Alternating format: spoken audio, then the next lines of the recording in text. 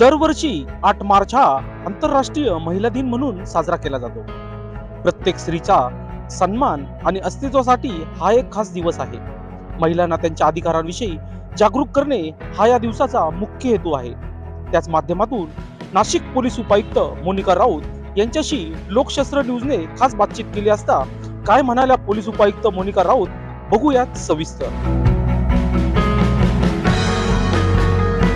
Madam, सर्वप्रथम आपणास जागतिक महिला दिनाच्या लोकशास्त्र न्यूज परिवाराकडून हार्दिक शुभेच्छा. Madam, thank you. मॅडम, शासकीय सेवेत महिलांनी पुढे येण्यासाठी आपण जास्तीत जास्त महिला पुढे यावे यासाठी काय आवाहन कराल मॅडम?